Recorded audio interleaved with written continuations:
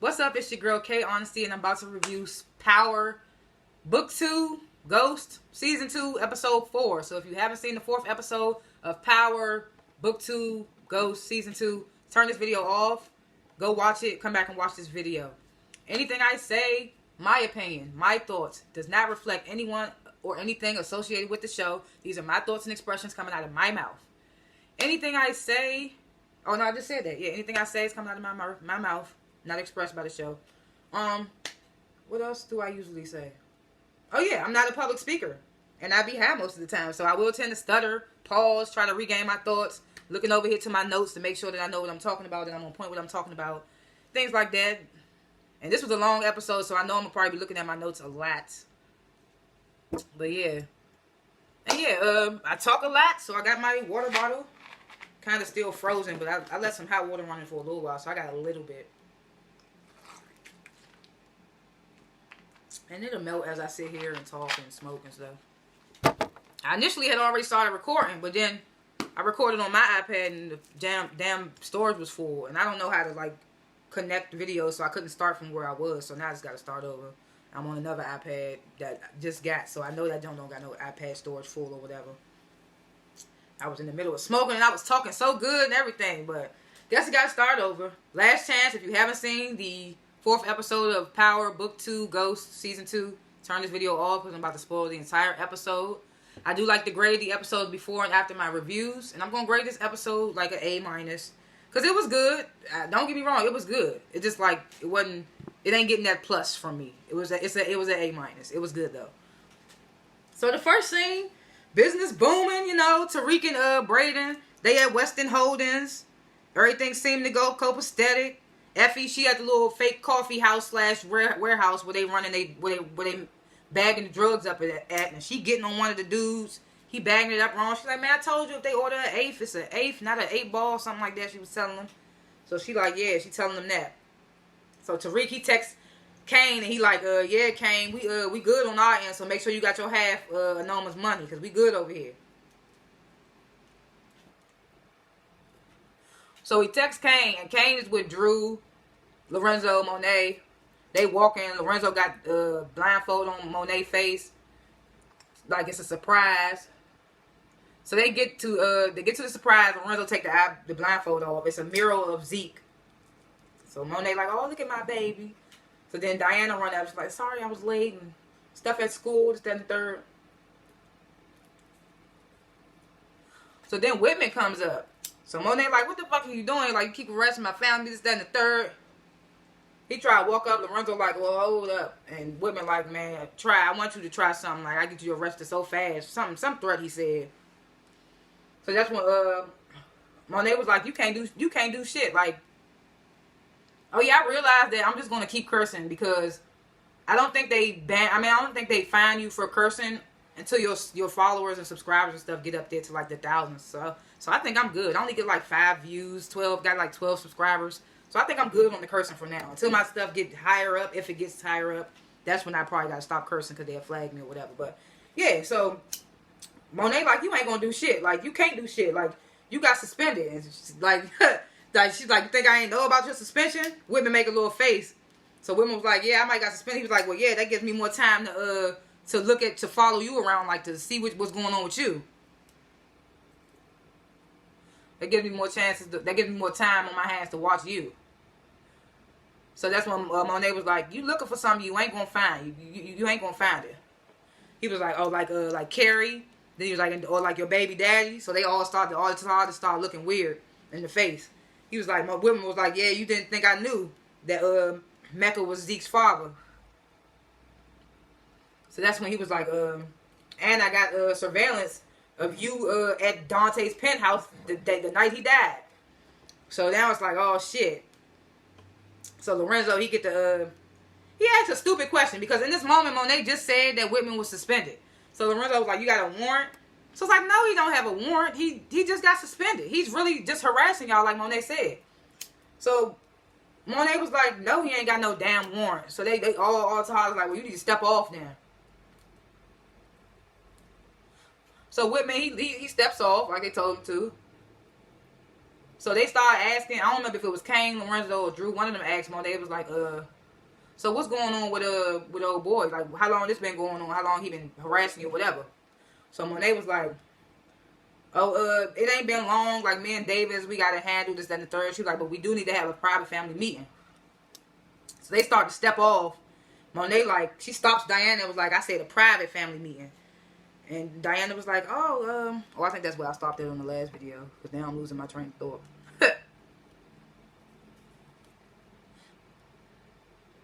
She's like, we having a private family meeting, little girl. She's like, why don't you go back to school? Ain't that what you wanted? This, that, and third. So she tells Diana she ain't about. She's still mad at Diana, which is crazy.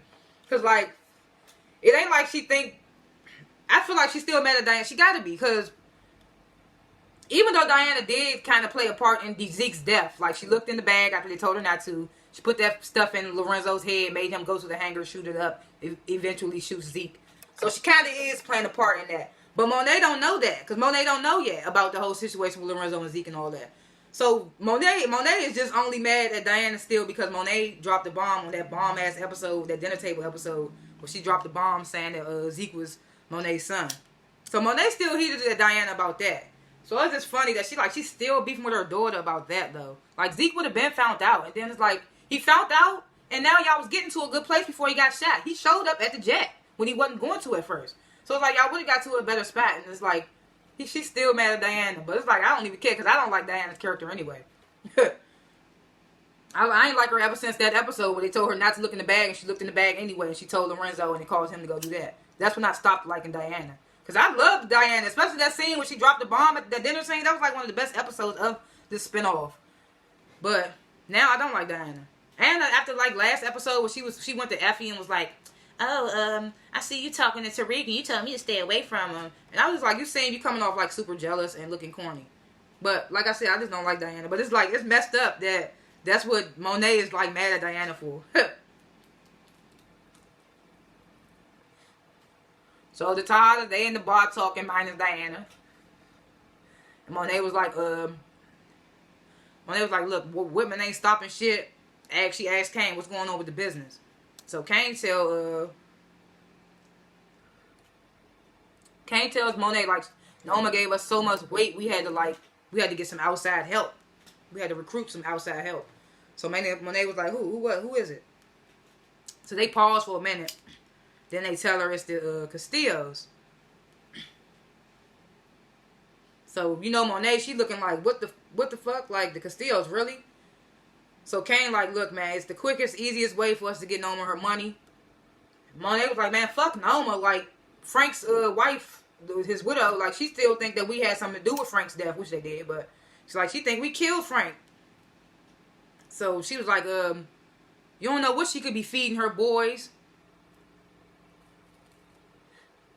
So we can't trust them. Drew chimes in. He was like, man, we good. If they knew anything, they would have been retaliated by now. So Monet was like, she made a good point. She was like, what if they trying to like work with y'all to find out like figure out what happened, or like to see what y'all know. What was she saying? What she say? What if they just trying to get close to prove? What if they trying to get close enough to them to prove it? To prove that they was the one that killed Frank, and then retaliate. So Kane was like, man, they can't prove nothing. Frank was a rat. He had so many enemies. Like, it could be anybody.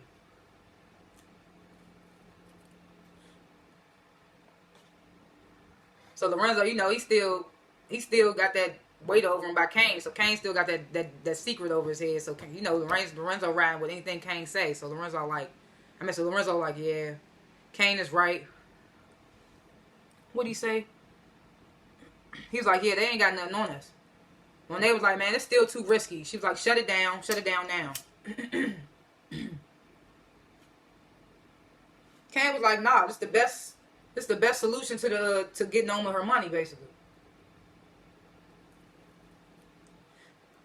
So when they looked to Lorenzo, you know Lorenzo's supposed to have been like the head of the household, but when was I saying they started off this show by making Monet this alpha woman. Then Lorenzo, he get home from jail and he only had like that one little season or like half a season of episodes for him to prove his dominance, and I didn't really see it. I still felt like Monet was like head honcho, and then Kane was right after. So Lorenzo never seemed like head of household to me, but they obviously trying to make it seem was to make the point was to make it seem that way. So Monet looks to Lorenzo in this moment is like, you agree with what Kane's saying?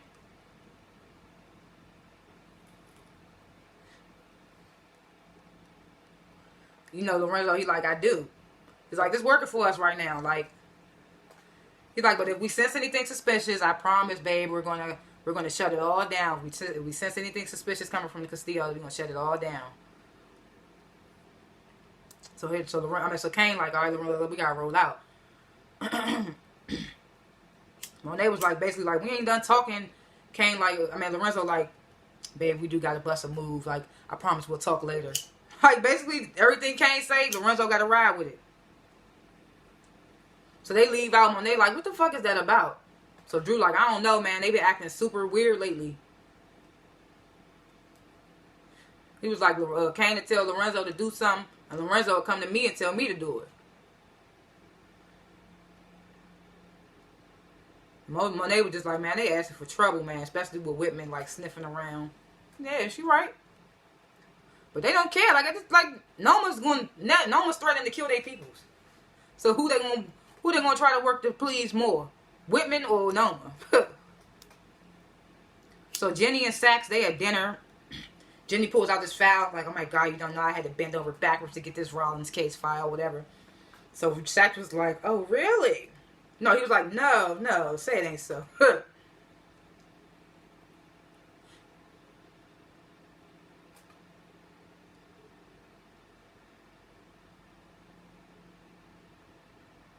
So he tried to make a joke about he was like, so who do you have to bend over for to get this file? She cussed that off immediately. She's like, man, look, I'm about to leave.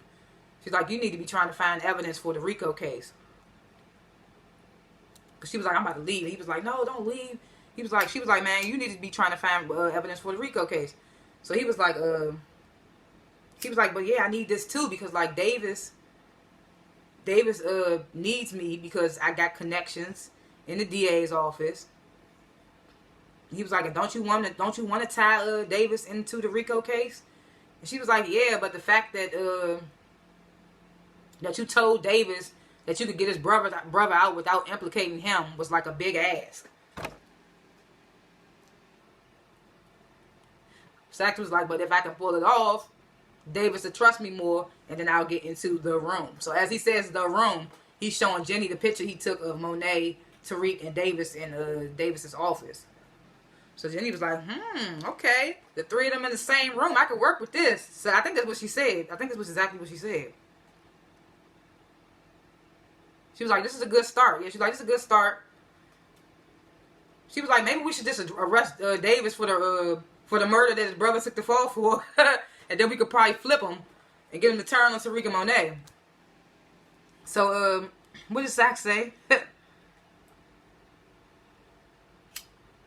He was like, first of all, making a case like this, like Davis and his brother's cases, at this many years later, is not a slam dunk. That's what he said. And he says, and Davis knows that, and that wouldn't be enough to make him a snitch. So yeah, it's true. So Jenny get a call. It's Blanca, of course. You know, Sax still don't know about Blanca or Lauren. So she gets to texting Blanca, and then her little CI phone gets to ringing. So Sax like, you're not gonna get that? She was like, what? And he was like, your CI's phone is ringing.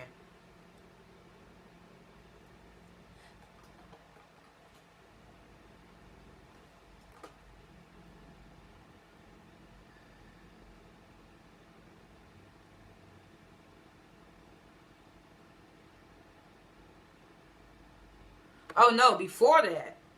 So when Blanca called Jenny stepped off. I think to text her back or call her back or something. Then her little CI phone goes off. And I was about to say Braden. Sax like slightly pulls it out of her purse and takes a picture of the number that's calling. So I was like, oh shit. He gonna get to something. So then she walked back over and he was like, you're not going to answer that and your CI's phone. She was like, you're not going to answer your CI's phone.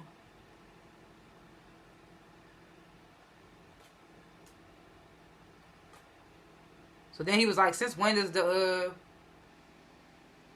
oh, dang. He didn't know it was a CI phone yet. Damn. I was speaking too soon. He was like, your other phone is ringing. And, but he did take a picture of that phone, that number off the phone. He was like, your other phone is ringing. So she looked guilty and she said the phone is for, CIs. No, before she said that, he was like, your phone is ringing, your other phone. So she was like, that don't be ringing nonstop, sarcastically. So Sax was like, when did the DA start giving out burner phones? He called them hoe phones, though. He was like, when did they start giving out hoe phones? So that's when Jenny tells him it's a phone for CIs. Which I thought was funny, because I was like, if Sax is your CI, why he ain't calling you on that phone? Why he ain't got that number? He could have said that right there. He could have been like, I ain't been calling that number. He could have said that. But she was like, it's a phone for CIs. And she was like, look, I'll see what I can do about Rollins. And then she leaves.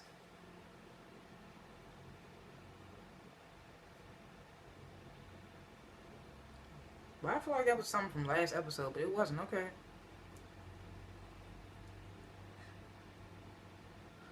Yeah, she quickly tried to ignore the situation, the questions he asking her. And she gets up and leaves.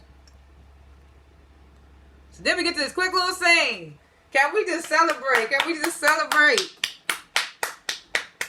What season is this? This season 2?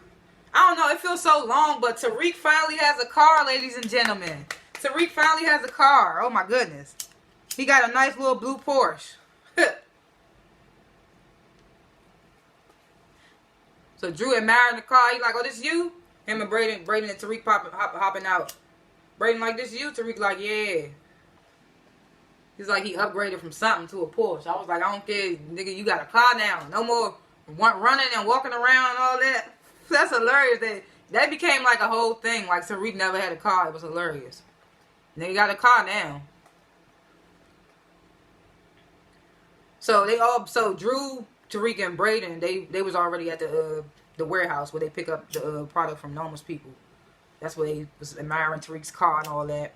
So, what's her name? Effie and Kane, they walking there. So Kane, he walking up to Effie. He snatched her phone out of her hand. Somebody, I've been calling you.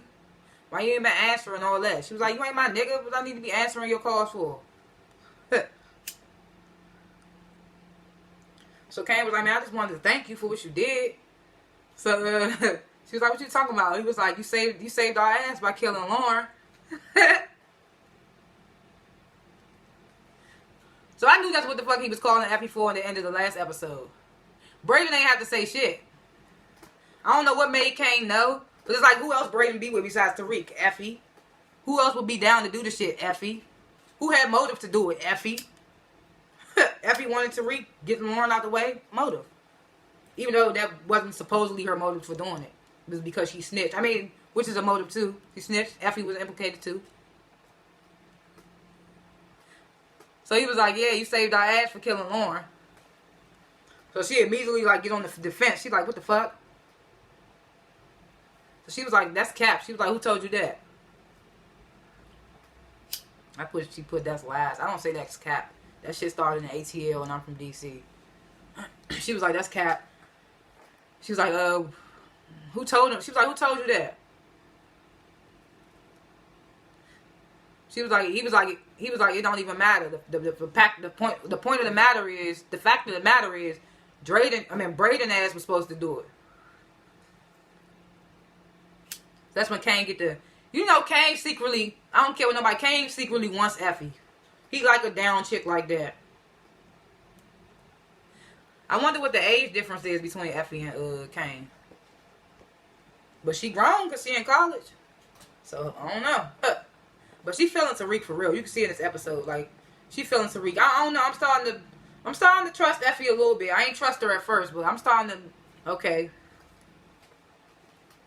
So, dang, where was I?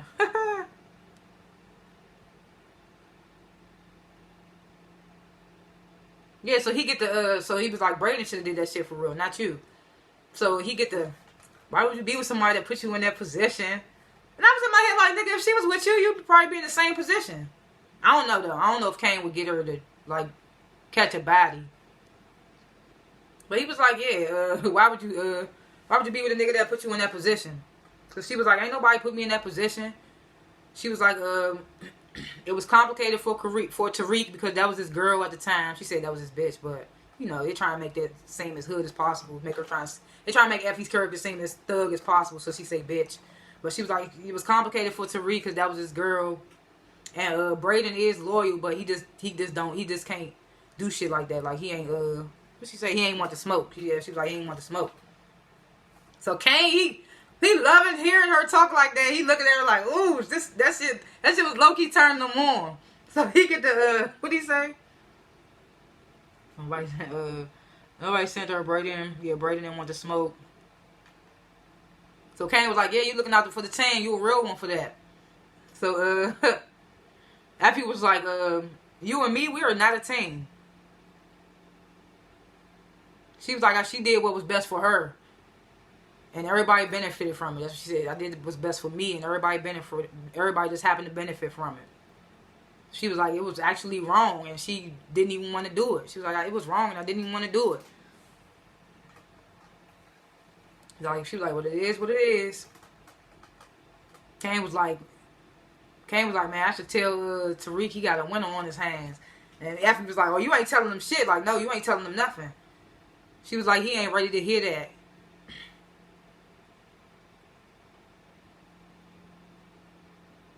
She was like, if you really thankful for what I did, you could thank me by not saying nothing to Tariq. So Kane was like, all right, bet. He was like, but I can't wait to hear how your little confession gonna go. She was like, that won't be necessary. She was like, can we go inside and work now? So she turned around and get to walking. He grinning like shit, like, ooh, like I want this bitch, like I want her. Like he wants Effie bad. So they all in the warehouse. This time Drew with them. So it's Drew, Braden, Tariq, Kane, Effie. So Noma's number two man that always like to get them, like throw them shade and stuff. He come in. So they hand him the money and they was like, yeah, check your wire transfer. The rest should be in the wire transfer. Braden was like, yeah, you know, wire transfer take about 24 hours. The henchman dude cut Braden off and was like, I know how a wire transfer works. He said something funny. I wrote it down. Hold on. Let me find it. He's like, I know how a wire transfer works. You pale little no. He said, I know how a wire transfer works. You pale little Norm. And I was cracking the fuck up. Because he obviously British, so that's obviously like some little slurp, some little slang. But it was hilarious. He was like, you pale little Norm. So Braden was like, well, that was uncalled for. He was like, that was uncalled for. I was just trying to help. So he cut Braden off again. He was like, despite my doubts, you guys have met our distribution quotas. You know, all these big ass words. He's like, despite my doubts, you've met our distributing quotas thus far. He said, let's see how you'll do the next couple of shipments, the next couple of re-ups. So then he opened a crate and it's filled with guns. So Tariq like, what's this? It's not our regular re-up. So Noma's number two dude. I don't know his name. I don't know if they ever say his name. So he was like, you all promised to replace Mecca, and this is what Mecca did. So he started naming, oh dang, I'm going to, where am I?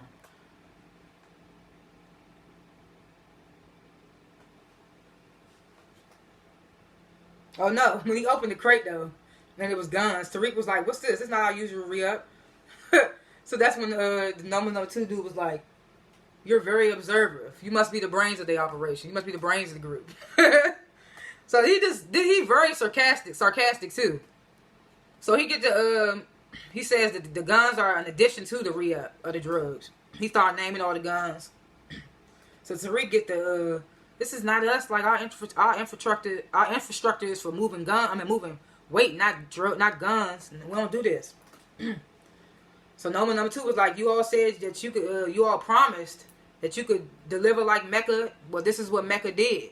He was like, Noma want this shit moved ASAP. He was like, if I come back tomorrow and this warehouse is empty, he was like, I shouldn't have to remind y'all what would have happened if I come back tomorrow and this warehouse and these guns not moved or whatever. He was like, should I? And they all was like, no. He was like, nice. And then he left. I was just like, oh man, he keep playing with them. That's crazy. Dang, I need to start putting this spacing this stuff out. But I do got some scenes spaced out. Where am I? So they all start panicking and stuff. Tariq was like, damn, so what do we know about moving guns? And Effie was like, we know that it's reckless. So that's when Braden was like, where do you even get these guns from? Kane was like, they probably stole them.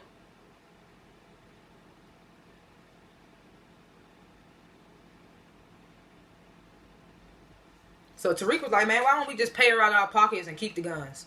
Which is smart, but it's like, they ain't getting no profit from that. I mean, if they making money, then why not do it? And find a way later on down the line to move the guns.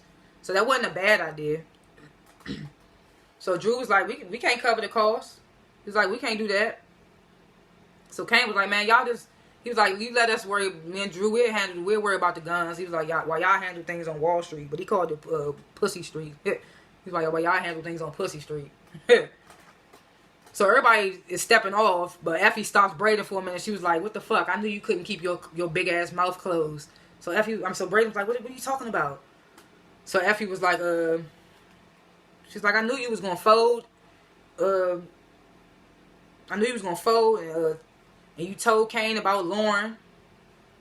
But me, honestly, I think Effie snitched on herself. I don't think Kane was sure because Braden didn't tell him on the last episode. But I think Kane had a hunch because, like I said, Braden and Effie always together if he not with Tariq. And Effie also had motive. And I think Effie was on the tape too. I think Jenny says that later on in the episode. But yeah, so I think that Kane had suspicions, but he wasn't sure. So when he came at Effie, that basically, like, she solidified it by saying it. When she told him, like, don't tell Tariq. Like, she basically told him that she did it. I feel like she snitched on herself. So she was like, yeah, I knew you was going to tell Kane. So Braden was like, he ain't tell nobody. He was like, Kane pressed him out about it, but he ain't tell him nothing. He was like, you don't know how Kane know. So Effie looking like, huh? She don't know if she believed or not. But me personally, I think she snitched on herself. So then we get this classroom scene. And most of the time, I don't be talking about the whole classroom scene, but this classroom scene was interesting. Just like the last one. Or maybe they all be interesting, I just won't be paying attention. But this classroom scene, the subject was America, the land of opportunity. So the professor asked, is it truly the land of opportunity? So she asked for some volunteers to come on stage. A couple of volunteers come on stage, and then the key characters come on stage. Braden's sister, who I now know name is Ashley, so I don't got to keep saying Braden's sister. So Ashley comes up there. I still don't remember Light Skin Keisha's character's name, so I'm going to keep saying Light Skin Keisha. I'm sorry. You know, the rapper Light Skin Keisha. So Ashley comes, she raises her hand first, matter of fact. So she called Ashley's up, professor's like anybody else. So Light Skin Keisha go up there, Tariq go up there, Effie go up there, Diana go up there, a couple of other students. They step to the front of the class. So the TA dude, I kept calling him the TA dude, but now I know his name. See, I be learning the names, y'all. It just take me a minute. I be high, shoot. So the TA dude name is Salim. So she tells him to pass out some index cards to the students that stand in the front of the class. So she tells them to write down a goal that they hope to reach. So we see a couple of the students' goals on the card. We see Diana writes independence, Effie writes freedom, Tariq writes family. So they started to do this little exercise. So where am I? Shit. Whew. I need to when I get my glasses, it's gonna really be up because I just be squinting. I'm about to get them soon. Where am I? So the professor was like, me and Salim, they do this exercise. Me and Salim, we're gonna call out some privileges and some disadvantages, and they're gonna step forward or backward if it applies. They're gonna step forward if it applies towards their goal, step backwards if it's hindering them from their goal. So the game starts. So the professor was like, step forward. I wrote all this down because it was such an interesting situation that happened. So they was like, step forward if you come from a 2-parent household. So they all step forward except for Effie. So then the professor says, now take a step back if you don't come from a 2-parent household. So Effie takes a step back. So then the professor says, take a step back if one of your parents has done prison time. So Tariq and Diana, they step back. So then Salim says, take a step back if your family has ever relied on public assistance. So light-skinned Keisha, she steps back. So then the professor says, take a step forward if you attended private school or secondary school, stuff like that. Tariq, Effie, Ashley, and like 2 other students, they step forward. Then professor says, take a step forward if you inherited your family's if you or your family inherited wealth. So Tariq, Ashley, and another student, they step forward. So then Salim says, take a step back if you received financial aid or some type of assistance to get in school and stuff like that. So then Effie and light-skinned Keisha, they step back. So then the professor says, take a step forward if your parents listed you as the beneficiary of the trust or the life insurance policies, things like that. So everybody steps forward except for light-skinned Keisha, Diana, and Effie. So then the professor says, take a step back if you've ever been sexually harassed. So light-skinned Keisha steps up, and Diana steps up, and another student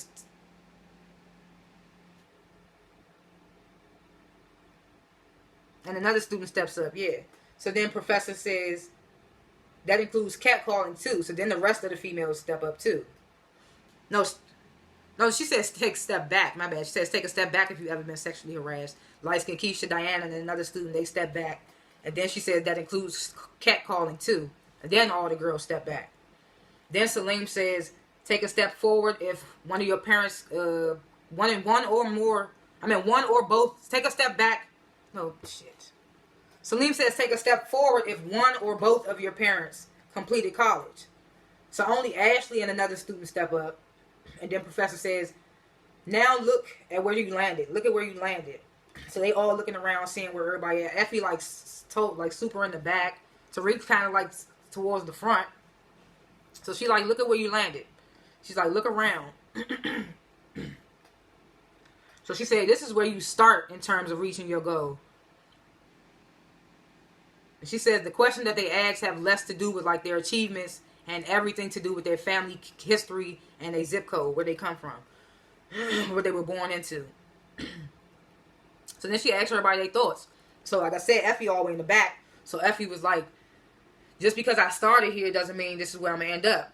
So then light-skinned Keisha chimed in. She was like, yeah, but that's going to make it, that means I got to, she said that means I got to work way harder than the ones that's at the front, basically, to get what she wants. So one of the students that's all the way at the front, he says, that doesn't mean that I didn't have to work hella hard to like reach my goals. So another student that's in the back with light-skinned Keisha, she's like, but can't you like acknowledge that you got a head start in the competition? Like you got a head start in life. And Diana chimes in was like, yeah, like don't you she said, don't you see how much less you have to travel to get there, basically. So another student in the front chimes in was like, that doesn't mean that no, he was like, well, does that mean that my accomplishments are any less valid because I come from a good family? So that good family part threw some people off. So light-skinned Keisha was like, are you for real? So that's when Ashley chimes in and says something that we didn't expect Ashley was going to say. So Ashley was like, seriously? You really think because she said, you really think wealth and privilege, she said, you really think wealth and privilege defines our families as good? So I was like, okay, Ashley, she got a moral compass. She ain't like all high strung and whatever you want to call it, like uppity and the way I thought she would be. Because the way she came off on Diana when they first met in the dorm room was weird. So I thought she was going to be that type of girl. But she got a little sense. So she was like, you think wealth and privilege defines our families as good? So Tariq chimes in and was like, I don't even want to worry about how I got here because it don't got nothing to do with me. So Effie was like, that's easy for you to say because you all the way up there from where you, like, it's easy for you to say from where you standing because he's somewhat at the front. He not all the way at the front, be like a step behind. So light skin Keisha, she was just like, man, this some bullshit. Like this is straight up bullshit. It ain't right. Salim, he nodded his head like he agreeing, like the situation is fucked up. So after class, Effie and Tariq, they walk in. She was like, I saw you put family on your card. She was like, is that all you want? Like, that's really what you want? He was like, man, recently that's all he could think of course, because the enormous people threatening to kill his grandmother and all that. So he's like, recently that's all I could think of. He's like, right now the goal is just like to graduate and get the trust that Ghost left him so he could get it to his mother and sister. He was like, after that, he'll worry about himself. So she was like, well, what happens when they burn through that trust money? What you gonna do then? What you gonna do to support him? So Tariq was like, well, I ain't even figured that out yet. He's like, I just want my family to be safe.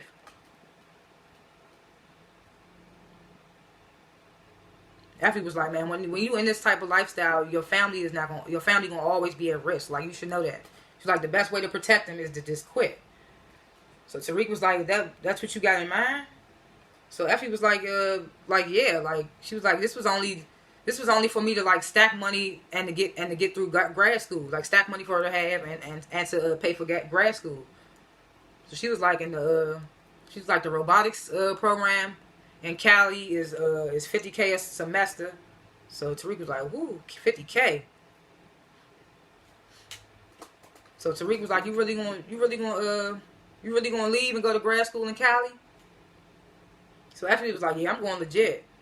She's like, and when she's out, it's new beginnings for her. She say she tired of looking over her shoulder and all the while committing felonies just to get paid. I mean, I feel her. So Rick was like, yeah, but you gotta do what you gotta do. That's what she used to always say in the beginning. She was with the life and all that. You gotta do what you gotta do. Like, it's whatever. She down for the life and all that. But now she having a moral compass, which I understand. Like, as you get older, you evolve. You understand you don't want to keep doing the same thing. So Effie's starting to realize this stuff within her. She's starting to realize this stuff within herself. So Tariq was like, but you gotta do what you gotta do, right? So Effie was like, yeah. She gonna, like, for now, I always gotta do what I gotta do. She's like, 'cause ain't nobody gonna do it for me. She was like, and I know some people don't even, she was like, some people don't even accept that from her.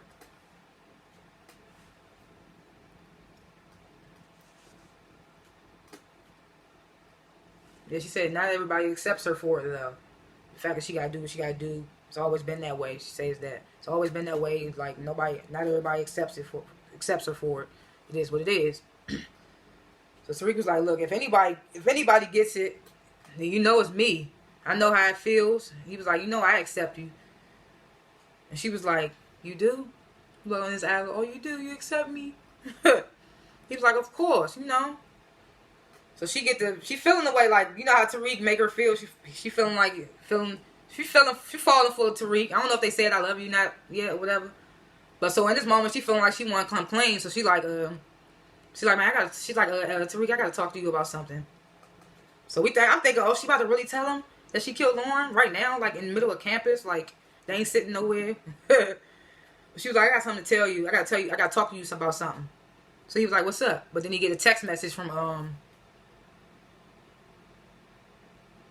He gets a text message, I guess, from Lucas. He was like, yeah, I gotta get to my internship. But he was like, what's up though? She was like, you know what? It's nothing. She was like, nothing. She's like, we'll talk later. So I knew that was about to happen. I was like, bitch, what you even bring it up for? You knew you wasn't gonna tell him. Especially not at that moment. It just didn't feel right. But still, that don't mean don't tell him. But I mean, it's just like, who cares? I mean, I don't know. Whatever. Effie has a moral compass. So Lorenzo pops up to Diana on Stansfield to get the money from the product that she's selling out the shop she working at. So she give him the money and he tried to hand her some more product and she like, oh no, I'm not doing this no more. I thought this was just like a one-time thing. So Lorenzo was like, what did he say? He was like, what, you too good for us now that you like all Ivy League and stuff? She was like, don't do that. Because she was like, don't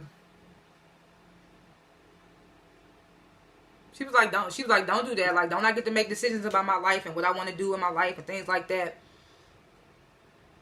So Lorenzo was like, you will, but like in due time, I still need you to do this for me. He was like, Kane, if Kane don't get Noma's money, she gonna come after all of us. He was like, we in this shit together. He was like, he says in Spanish, family first. He was like, family first. He was like, and didn't I pay for all this school shit? I paid for all this school shit. So he sets the product down on her table, basically like you have no choice. Kiss her on the forehead, and then he rolled out. So Diana looking hella mad, like upset. Diana been going through it this episode. So then Monet, is they on the phone or no? She pops up on Davis. She pissed because Whitman keep popping up on her. So she telling Davis like he had the audacity to accuse her of killing her own son. Did he make that accusation at the mural? I guess he did. So Davis was like, just write it all down. Like, write it all down. The harassment claim. What did he say about the harassment claim? He keeps talking about this damn harassment claim. He was like, the harassment claim helps to discredit him, and that's him he putting them right into our hands or something. What did he say?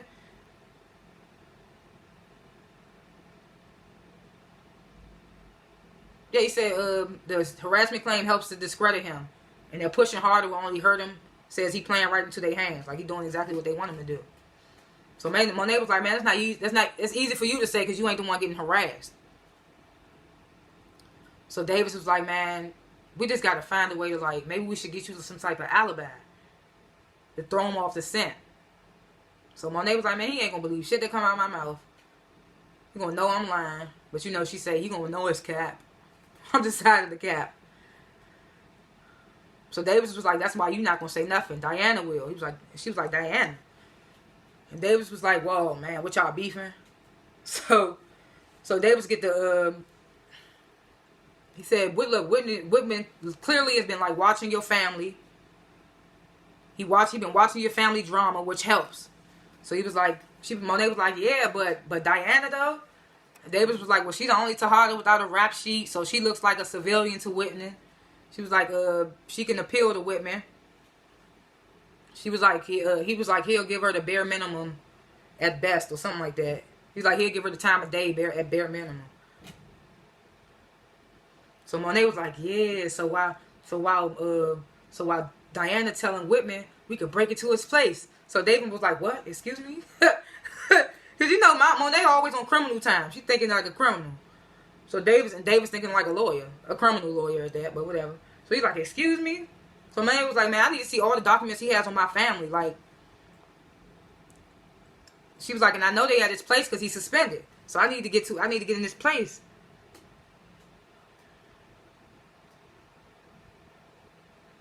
So Davis was like, man, you need to be careful because even though he's suspended, like, he's still NYPD. And they just love to wrap you up on some shit. Like, you get caught, they going to love to show up. They going to make an example out your ass. That's what he said. So then Monet was like, that's why I'm not going to be the one to do it. You going to get somebody to do it. So Davis was like, oh, no, I'm pretty sure it's a Tejada out there that can handle that properly. So Monet pulled out a big-ass stack of cash. She threw it on the table. She's like, look, pay him with that, and whatever's left, you can get to keep it. So then David get the man. I might know a couple of niggas that know some B&E, that know about some B&E. I said that was the Wu-Tang. That was the Wu-Tang Method Man came out a little bit. That shit was hilarious though. Like, I might know a couple of niggas that do some B&E. Monet's looking at him like, this shiesty ass, lawyer ass nigga. All he wants is the money. So then she was like, yeah, you just take care of shit on your end and I handle Diana. So Uncle Lucas and Tariq, they sitting down with the rich black dude from the last episode. So I learned his name just because they said it's this episode. But I don't know how many episodes he gonna last on this jump. So his name is RSJ, initials apparently. And I was putting RBG for rich black guy. Because I didn't know his name. But they sitting down with RSG. And let me see. So they telling them like, oh, okay, if your true goal is closing the wealth gap, then your best bet is to invest with Western Holdings. Like, that's your best bet. So he trying to pitch him in or whatever.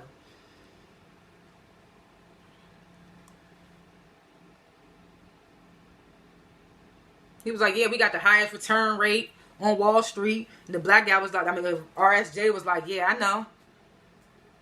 He was like, what'd you do to get there though? He was like, how did you achieve that? Lucas was like, man, we just hired the best cutting edge, a regular pitch answer. Hired the best cutting edge research and analytics. And Tariq making a face like, this probably some bullshit. But I don't think Tariq know. So he was like, yeah, we hired the best research analytics, cutting edge. He was like, and honestly, just to tell you the truth, it's my gut. I just can feel it. White dudes, it's my gut. I can feel it in my gut. So RSJ was like, what, you got a golden gut? So Lucas was like, look, man, I know you can go with any firm. You're out here with all that you bring to the table. I know you can go with any firm. You're a CEO rock star. He was like, you're like the black Elon Musk. So that struck a nerve in him, in RSJ. And you can see Tariq was kind of put off about him saying it.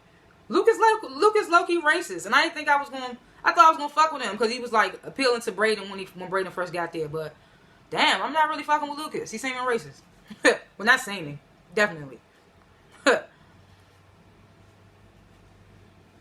So he was like, man, we be dynamic partners. Still trying to appeal to RSJ. So RSJ was like, black Elon Musk, huh? He was like, didn't Elon Musk build his empire from his dad's apartheid profits? So it's like a slight pause. Lucas looking around the room. He looks at Tariq and he's like, what's Tariq supposed to do for you? He's looking all baffled, so he gets to stuttering yeah, but I don't think Elon would agree with that. And just tried to go right back into like pitching his ass. I don't think Elon would agree with that, but that's what makes you. He was like, but that's why you're so much successful. He was like, that's why your success is so much greater because you're an example of just how much people like you. He says people like you can achieve on their own. So RSJ, he was like, interesting. He looks at Tariq and was like, so Tariq, what would your father, the late great James St. Patrick? So I was like, okay, so he liked Ghost, apparently. So he's like, what would your father, and he knows who he is. Which I found funny because last episode, RSJ tried to pretend like he ain't know who Tariq was. And we see in this episode that he knew exactly who Tariq was. And we see in this episode exactly why he was appealing to Tariq. But we can get into that. So he was like, what would your father, the late great St. Patrick, James St. Patrick's, would he be an example of how our kind of people can pull themselves up by their own bootstraps?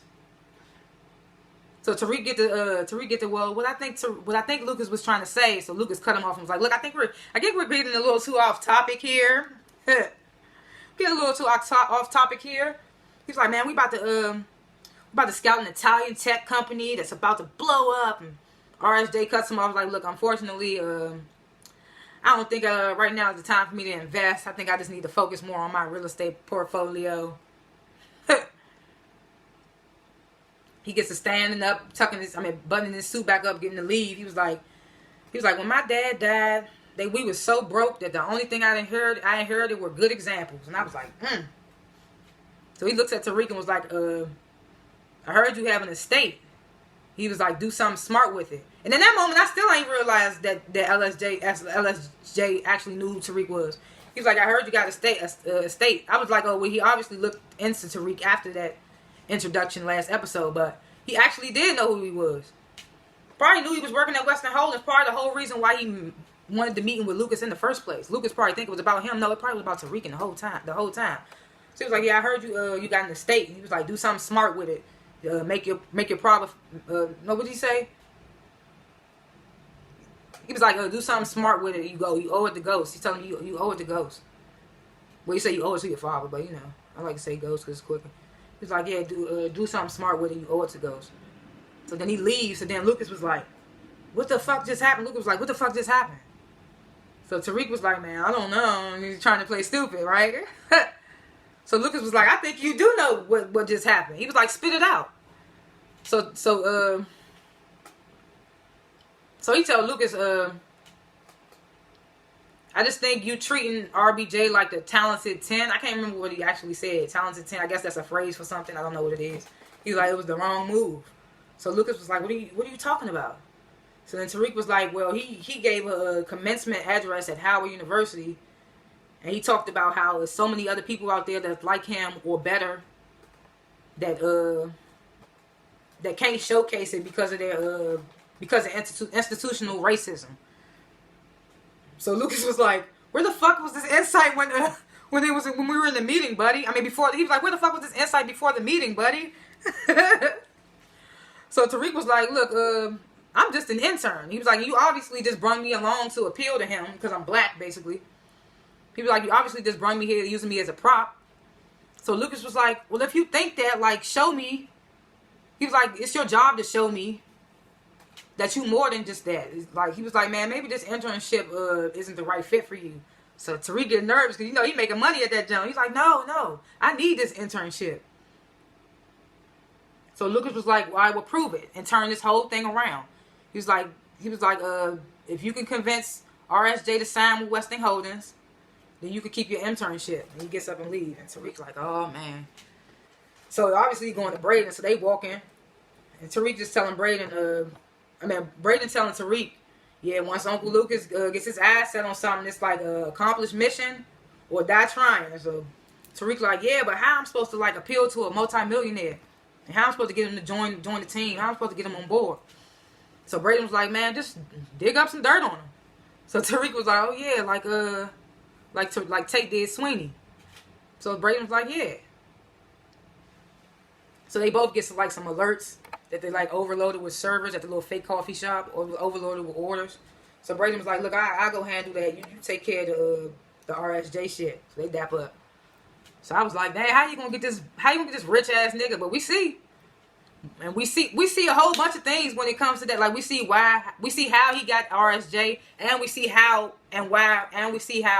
RSJ already knew who Tariq was. So now you know Monet got to suck her pride up. She go holler at Diana at her dorm.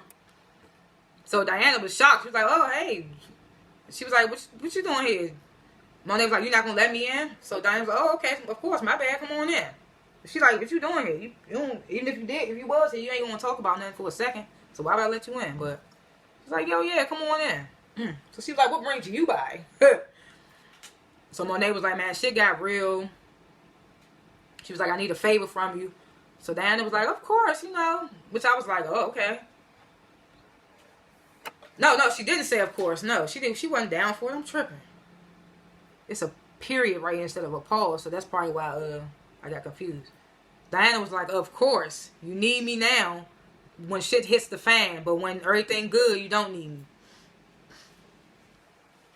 So Monet was like, "Look, this cop is on my ass about Curry's suicide. He's trying to frame me for it." And she was like, "The more he looks into me, the more exposed our family is." So she was like, Diana was like, "Well, did you do it?" And Monet was like, "That, like, the fuck does that matter for? You with me or you not?" So like, Diana was like, "Well, I was with you when Lorenzo damn shit."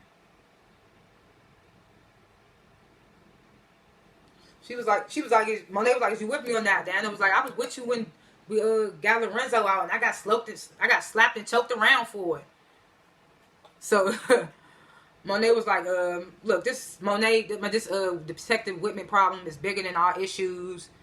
She said, she was like, "He's a threat to all of us." She was like, "We need to find a way to discredit and destroy this nigga." But Diana was like, "Well, you know, I always put family first. But the way you treated me, like blaming me for Zeke's death." I was like, when did she blame her for Zeke's death? I must have missed that. Or it must have... Because when did she blame... I thought the only thing she blamed Diana for was like spilling the beans about her being Zeke's mother. When did she blame Diana for Zeke's death? I don't even remember that. But she was like, "Yeah, I always put family first, but the way you treated me, blaming me for Zeke's death, you really hurt me, and I just can't even look at you the same." And I was just like, Diana low-key can't act either. Or at least she can't act in emotional scenes. She's supposed to be emotional right now. Like, I can't even look at you the same. So Monet was like, "Look, I apologize. You know, I was just grieving. I should have never treated you that way." She was like, "Is that what you needed to hear?" And I was like, she obviously just said that shit so cold, she don't mean it. But Diana was like, "Well, it's a start." I was like, really? But either way, whatever. So Monet was like, "Look, you could be mad at me, or you could come back and help the family and hold the family down. She was like, you want to help me or not? So one of the little Castillos, man, and I learned his name in this episode. His name Gordo. Apparently he's gay. Him and Drew got this little thing. So they sitting down. And he trying to tell him, he like, yeah, we've been selling a lot of products, so we're going to need to re-up some. So, you know, Drew picking little lint off his coat, talking about, well, you know, you could have, you came all this way to tell me that?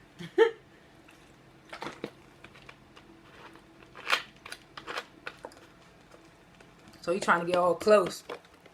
Drew was like, what's up? Drew getting all close, like, what's up?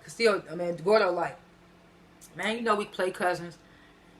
And Drew was like, well, technically, moving closer, he was like, we not blood. So Gordo was like, man, that's irrelevant. He was like, I don't want to mix business with pleasure. He was like, we just need to keep it pleasure. We just need to keep it business. So Drew was like, yeah, that's probably for the best, because anytime I bring a new nigga around my brother and around Kane and Lorenzo, they always got a problem anyway. So Gordo was like, oh yeah, what's up with that? So Drew was like, well, they feel like anytime they felt like in his last relationship, it distracted him from the business. So Gordo was like, oh yeah, I feel you on that. He was like, my brother was the same way until I made him put some respect on my name. He was like, you just need to do the same thing. So that's when Drew was like, well, we do got this shipment of guns we trying to move. He's like, this plug just dropped a bunch of guns off on us. He's like, everybody trying to figure out how to move them. He's like, maybe if I move them, that'll give me my respect. So Gordo was like, oh, what kind of guns is they? So Drew started naming the guns or whatever. So Gordo was like, well, I know this crazy ass white nigga that'll definitely get them all for you. White militia nigga. He crazy as hell and all that. So Drew was like, oh nah, it sound like he preparing for World War II, for Civil War, whatever. So Gordo was like, man, that don't matter. Like, it ain't like he gonna bring that shit to the BK or Queens, bring that shit near us. He's like, don't you want your brother, your father to treat you like a boss? So Drew thinking, he like, man. He's like, but yeah, if you do it, like, be careful. Them rednecks niggas is assholes. And Drew was like, well, you know what? Set it up. He was like, set it up. So Gordo was like, all right. Mind you, they sitting a little close. So then Kane, he walk out. He's like, what the fuck y'all niggas doing? Kane like, what the fuck y'all niggas doing? They super close. So Gordo gets up. He's like, oh, I was just about to leave. I was just leaving. As he leaving, Lorenzo coming in. He's like, what's up, Lorenzo? Lorenzo like, give Evelyn my love. I'm assuming Evelyn is his mother. He's like, give your mother my love. So Lorenzo comes in. He has Kane the money. Kane looking like, okay, it's good. He's like, you think you can move some money? You think you can move guns like you move drugs? So Lorenzo was like, nah, man. Nah, he was like selling guns, but he said hammers. He was like, selling hammers is a different game. So Drew walked over and he was like, oh, I already got it handled. So Kane was like, you? So Drew telling them like what he was just talking about with Gordo, like, no, this nigga, white militia nigga, buy the guns, Gordo gonna set it up. He was like, the only hitch, then Kane was like, yeah, this is a good idea. Like, we getting all our money quick, and we selling it to somebody that's outside our turf, so we ain't gotta worry about them type shit. So then Drew was like, well, it's one hitch though, which wasn't really a hitch. He was like, it's one hitch though, we gotta get a white face, because it's like the nigga hella racist, so we need a white nigga. So, you know, Kane, he grinning, he like, oh, that's not a problem. He was like, I know exactly, he was like, we got one of those. Smiling, we got one of those. So I already knew off Bucks, like, if ain't nobody know, you're dumb. We already knew it was gonna be Braden. Plus, he just got on Braden ass last episode. He was like, man, when I come to your ass, because you gotta fulfill your deeds, because he ain't fulfilled nothing. He done got everybody to do his shit, his dirty work for him. So Kane like, yeah, when I hit you up for something, you gotta come through and do it, basically. So I know he was geeking to get Braden to do this shit. Even if it goes left, he ain't care, because he feel like Braden owe him a body. He even said that last time. He was like, you owe me a body, nigga, so when I call, you better, I'm coming to collect, basically. So, Tariq obviously went straight to Tate trying to get some dirt on RSJ. So Tate telling Tariq, I ain't got nothing on RSJ. This nigga's cleaner than the Obamas. Like, can't find shit on him. So Tariq was like, man, you mean to tell me all these donations he giving out to your opponents and you can't find one thing on them?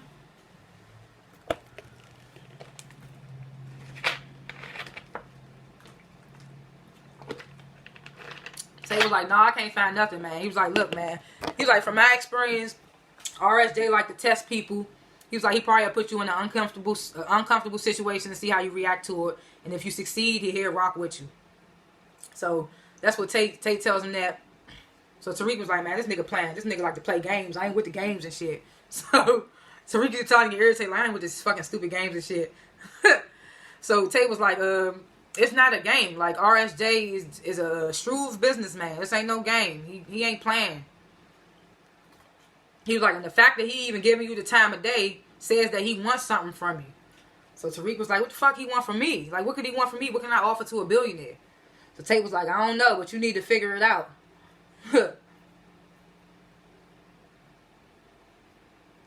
He was like, yeah, you need to figure it out. So then Tate was like, yeah, so, anyway, he said something like basically telling Tariq, you need to donate to my company. Like, you just got all this information from me. I got this information for you. Click that link in my bio, donate to my campaign. Tariq get the, oh yeah, I ain't got nothing to offer right now. I ain't got nothing to give right now. Tate was like, oh, well, okay. I guess I'll go have a chat with your old friend Blanca Rodriguez. So that name put a little fire under Tariq. He was like, what the fuck, whoa? Tate trying to close the door. Tariq pushing that joint open. He like, what the fuck you got to do with the feds? What you doing with the feds for? He's like, what business you got with the feds? So Tate was like, well, since I lied for your black ass on the stand, she been pressuring me to solve her case. So Tariq's like, because you know Tate ain't giving him the full details right now. He's still trying to get that money about Tariq. So he's like, yeah, Blanca, ever since I lied for you on the stand, she been trying to get me to help her solve her case. So Tariq's like, what case? So Tate was like, man, I wish I knew, but I don't have it right now. Like, trying to mirror what Tariq just said about he don't have the donation right now. So Tariq was like, all right, fuck, I'll donate to your fucking campaign. So so Tate was like, what did he say? He say 5K weekly and send it in Bitcoin, nigga. So I like how Tate's character is supposed to be like mayor and proper and all that, but then he could go right into nigga. Like, he be going right, like he'll code switch so quick. That should be so funny. And Lorenz Tate looks so good for his age, so it's crazy. So he was like, yeah, 5K weekly and send it in Bitcoin, nigga, whatever. So Tariq was like, all right, fine, tell me. So Tate was like, all right, Blanca, she investigating the murder of somebody named Dante Spears. So Tate get the, you know anybody by that name? So, you know, Tariq, he comically like, I don't know. I don't even know who that is. I ain't never heard of that name. So Tate grinning, because Tate probably know that he do know who he is, and he probably know exactly what he's talking about. So he like, okay. He was like, you heard it. Bitcoin, bitch. He was like, Bitcoin, send a break, my nigga. No, he was like, he was just like, send it in Bitcoin, nigga, you heard me. Then he yells and was like, and the Tate campaign appreciates your donation. Oh, loud and corny. I was just like, this coon ass, he's supposed to be coon, this is hilarious.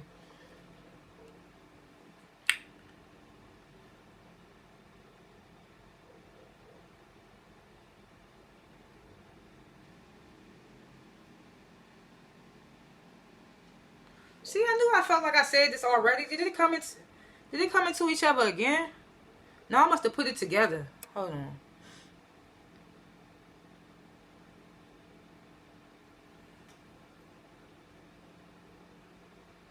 Yeah, see, I feel like that was something else. I'm just going to read this anyway because I feel like it's something that I already said, but I'm going to go over it again. But it does lead into some stuff that I know I didn't say. So Jenny tells Sachs that she had to bend over backwards for the Rollins case file. He was like, no, you didn't. So she was like, you better make it pay off. So Sachs was like, who exactly did you have to bend over for? So Jenny cuts him off, was like, look, I'm about to go. So he's like, look, you just got here. So Jenny's phone rings, and it's Blanca. See, I feel like I said this already.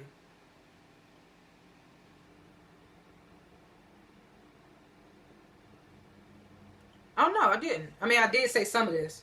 I feel like it's the same scene, but her phone gets to ringing, it's Blanca, so she texting Blanca as she on the phone with Blanca. I mean, as Blanca's calling her. But she doesn't step off this time. So that's why I feel like this scene was different. She's texting back Blanca as Blanca's calling her. And then her little CI's phone starts to ring. So Sax was like, you ain't going to answer that? Again, he's like, you ain't going to answer that? So, you're not going to answer your CI phone, as we said. So he was like, So that's when he get the, are you seeing somebody else? So I thought that was way wild. I was like, really? That's what you asking her right now? But I guess at the same time, he didn't know about the task force and he didn't know about Lauren, so I guess that's plausible to ask. But it's like their relationship hasn't even been defined. Because the last time they talked about that, she kind of blew it off when they first started sleeping together. Because I felt like he was catching a little feelings or whatever. But he was like, are you seeing somebody else? And Jenny was like, I'm not seeing anyone exclusively. So even if I was seeing somebody, I don't see what the problem would be. So like Jenny keeps shutting it down, like no relationship, nigga. So Sax was like, so you are seeing someone else. I was like, this nigga, don't he got like a girl first name that's like super hilarious? I can see that for him. Because he's like, so you are seeing someone else. So then he was like, look, I'm leaving. So that's when Sax was like, you could leave or I could just follow you and find out. He was like, you should just tell me. So that's when Jenny was like, look, I'm not fucking anybody else right now, but at this very moment, I wish I'd be fucking anybody else but your ass. So that's when Sax was like, well then who you calling because I know you hiding something from me. She was like, well who keep calling you because I know you hiding something from me. So Jenny gets tired of the mess, I guess. She was like, let's go. She decided to reveal one of her secrets to Sax. So they get up, they go outside, or they go somewhere. So Blanca and Sax, they back in scenes together. You know, they got a lot of history. I can't even remember it all, but they definitely like was working together on the James St. Patrick case and all that. Tasha St. Patrick, all that. So Jenny walks up with Sax to Blanca. And now I remember Blanca is DEA. So Blanca was like, what the fuck is he doing here? And Sax is like, what the fuck is she doing here? He was like, what is she doing here? Last I heard, she was suspended. And she was like, yeah, I'm suspended because of your dumb ass. So Jenny was like, all right, y'all calm down. She's like, I brought y'all together because it was getting exhausted for me having to keep hiding it from both of y'all. She was like, look, Sax is my, and Blanca was like, Sax is your CI. And Jenny was like, yeah, Sax is my CI. So then she tells Sax, yeah, me and Blanca, we running the RICO task force together.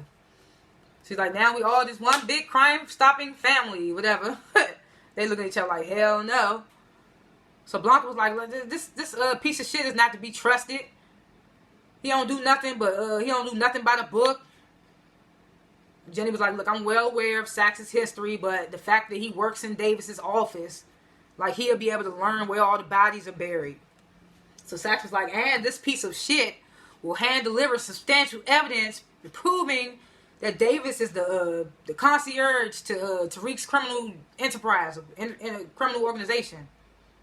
So Jenny chimes in and was like, and that's a key piece to the RICO case.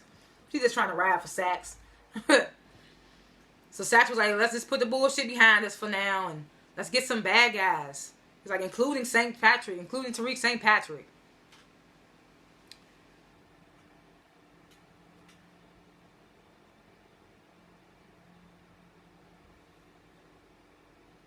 So Blanca, she walks up on Sax. She's like, I won't let you ruin this case or me. She's like, I'll take you out before that happens. So Jenny was like, I'm glad it all worked out. So sarcastically, she get a text from Lauren. So Sax get there. Is there any more surprises that we should know about Jenny?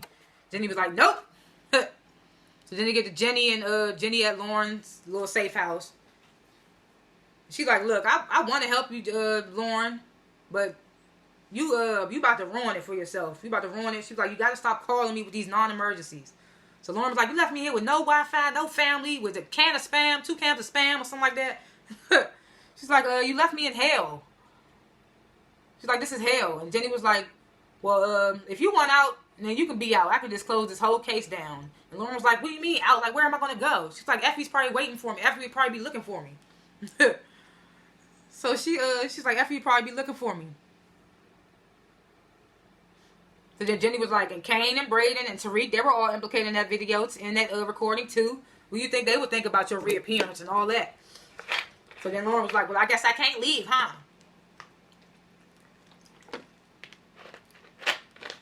She was like, but do you think it's fair that they the criminals and I'm the one that's being locked up? And Jenny was like, of course it's not fair. She's like, she was like, she promised she gonna do everything in her power to put them behind bars and give her normal life back. Then Jenny shows Lauren all the recent pictures of all the whole crew. Tariq, Effie, Tariq, Effie, Monet, all the key players. She was like, look at all of them. You're locked away here and they're all living their lives and stuff. So Lauren looking at the picture, she's like, oh my gosh, they're living their best lives. I fucking hate them. So Jenny was like, well, put that hate to good use.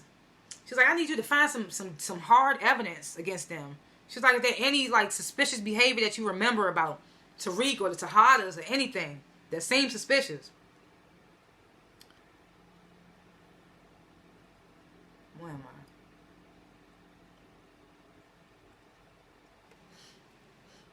So Lauren, she picks up Monet's picture and she was like, well, I saw Monet on campus with Tariq a couple times. She was like, she ain't think nothing of it because at the time Tariq was tutoring Zeke. So she was like, but when Monet would show up, Tariq's whole body language was changed. And Jenny was like, like how? And Lauren was like, well, he would get like super nervous. Like he was trying to mask it from her. Mask it from Lauren, not Monet, like he was trying to mask it from her. So Lauren was like, she couldn't hear their convos and stuff, but she was like, when they talked, you could tell from the body language that Monet was giving orders, and Tariq was like looking like he was under pressure, like stuff like that. So she tells Jenny that she showed, so I didn't even remember this, but Lauren was the one that showed Tariq that hiding spot that they was using to hide the drugs and stuff that I think Effie's still using. So like you hide the drugs for course correct and stuff. So she tells Jenny, like, I showed Tariq this spot on Stansfield's roof one time, and then a couple of days later when I went to meet him up there, Zeke's cousin was coming from leaving, and Jenny was like perked up, like hoping it was Kane or somebody. So she was like, who? She was like, what cousin? So Lauren picks up Diana's picture and was like, her, Diana.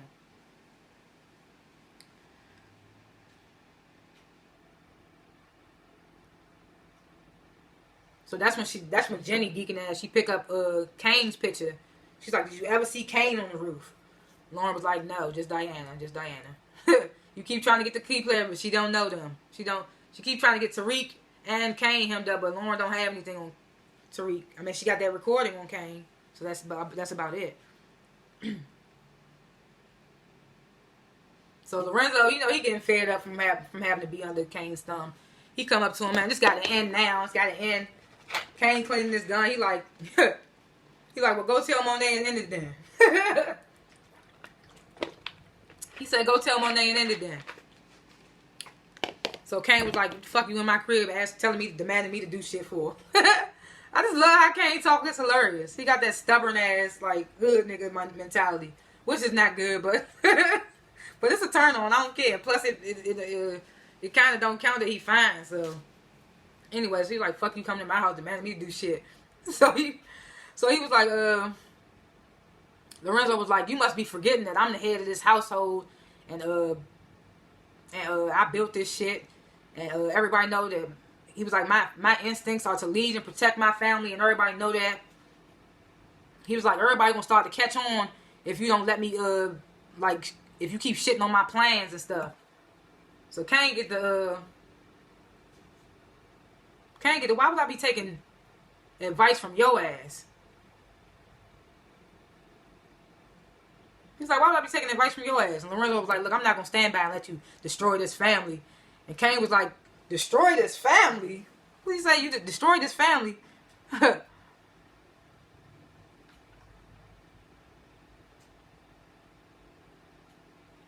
Kane was like, you almost destroyed this family. Like, Monet ain't been the same. She ain't been right since you killed Zeke.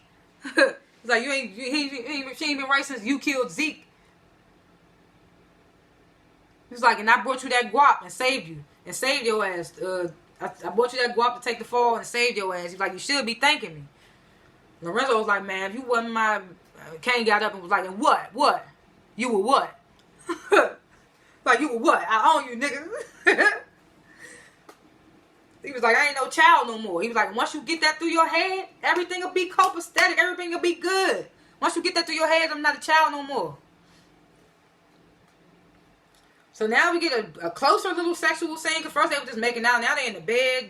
Kind of clothes coming off. But nothing really happening. So Salim and Diana, they making out in the bed. He tried to like kiss lower on her chest. She was like, nah, maybe we should just get back to studying. He was like, he handed my water. So Salim, he was like, okay. But you know he a nigga. Like, niggas still gonna nigga. Even if they wanted the good niggas or seem like a good nigga. They still gonna be niggas. But now I'm thinking, like, Kane still got me wondering, like, what if he is working for Noma's people? But he's trying to get her to lead a game, so I don't know. Because, like, we get into this conversation. So he grabbed her little index card from the little classroom exercise that they did. He was like, is this what you, this what you really want? This what you really want? So she was like, yeah, that's why I've been busting my ass at school and at the job you got me, this, that, and third. So he was like, well, if you want true independence, you should probably reevaluate your relationship with your family and stuff. So this whole time he been trying to get her to step away from her family. So that's why I'm like, maybe he don't work for Noma now. Maybe he just like a nigga that want to see her do better or whatever. So she was like, man, when it comes to my family, like shit is just because he was like, yeah, maybe you need to reevaluate your relationships with your family.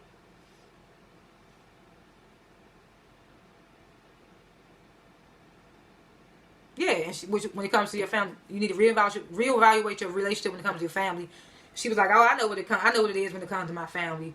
And he was like, do you? Because I see you with your brother, and I see you making errands and running errands and stuff with your father.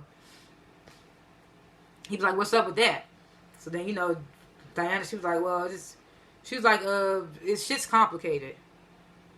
And he was like, well, look, I don't want to keep pushing it, but you are pushing it. So I hate when people say, I don't want to, but you do it right exactly what you about to do.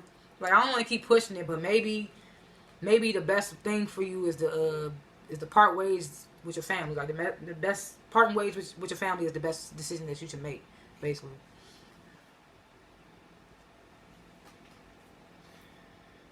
So I'm glad I wrote this because I didn't even think it was going to mean anything.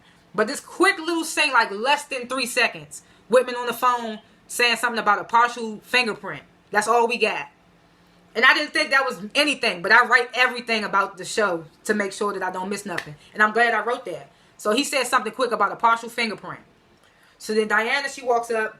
She's like, so he like, Diana Tejada, what do you want? What can I do for you? Like, what do you want to discuss? So she was like, I really shouldn't be doing this, but I just want to know the truth. What happened? I need to know who killed Zeke. So Whitman tells Diana straight up. He's like, well, I think Monet killed Zeke, and I think, well, he said, I think Monet killed Mecca, and I think she killed Zeke.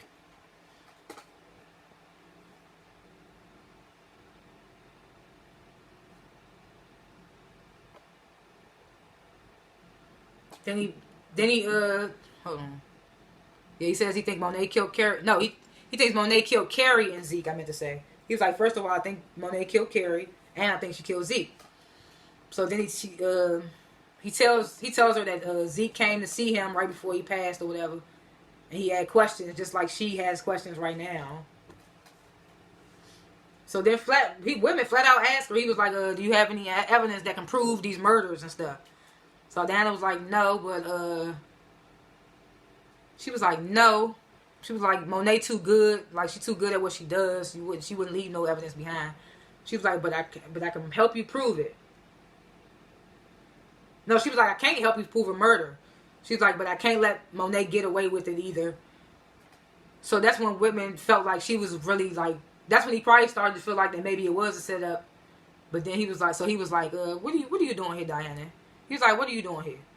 So that's when Diana was like, well, Monet sent me here to lie to you. So that's what Whitman making the face like, of course, I should have known. Like, shaking his head. So then he says, yeah. So then Diana was like, but now I feel like I got to do what's best for me. So she telling him, she was like, Monet keeps a separate set of books at her, in her bedroom, bar, or something like that. Closet, I don't know. I don't remember what she said. So Whitman was like, well, that's money laundering. I can get her on something. That's a start. He was like, I could work with that. He was like, I'm going to need copies. So Diana was like, well, I'm not allowed in the house anymore. Monet made that very clear. She's like, you can't get somebody, he's like, you can't get a warrant to go up in there. And he's suspended. So he's like, no, I can't get no warrant. He was like, but shit, I can go in there like breaking and entering. He was like, can you find out when, he was like, when will Lorenzo and Monet be out the house? And Diana was like, I don't know, but I can find out. Where am I? All right, Whitman was like, good, okay, find out. So he was like, when he gets the books, he gonna need Diana to authenticate her. So she was like, okay, I'll do it. But she was like, but after this, you can't ask me for nothing else. She was like, because if Monet really kills Zeke, then she'll kill me too. So she trying to appeal to Whitman, make him believe everything. So he was like, he was like, you got my word. So now I feel like Whitman actually believed the shit. Well, we know he believed it. He was like, you got my word. So Diana started giving them instructions. She was like, all right, I'm gonna put the key under the mat at the back door. She was like, just be careful of the security cameras and that's outside of the house. She was like, the books are in the bedroom closet. And Whitman was like, well, not that I don't appreciate all this. So Whitman was still on the fence. He was like, but why are you cooperating? So Diana was like, well, I was starting to feel like that I should cut ties with my entire family, but now I realize that Monet is the cancer that needs to be cut out, not me. So just telling them shit that he want to hear and making them believe it. And we see towards the end of the episode that he believes it. So so Brady, he put up on Kane and Lorenzo.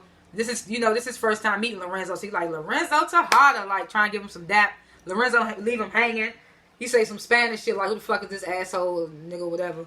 So Brayden was like, I'm not fluent in Spanish, but I do know what pendejo means. So, Brayden kind of brings a little comedic relief in the show. So,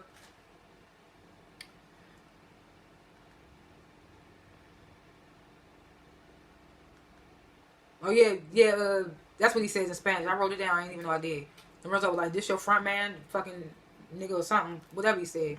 But he said pendejo. And Brayden was like, I don't speak Spanish, but I know what pendejo means. So Kane was like, yeah, he can handle it. So as Drew and Gordon pull up, Kane's telling Brayden, like, you better not fuck this up. And Brayden like, yeah, I'm not. I'm good. You good. We good. Brayden always saying that to Kane, like, yeah, we good. I got this. But then it always end up being somebody else or it don't get done. So it's just like, can't believe this nigga Brayden when it comes to stuff like that.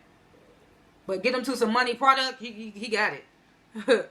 You saw the way he handled that shit in the hood when he sold out, when Kane dropped him and Trace off in the hood. And Brayden sold that shit.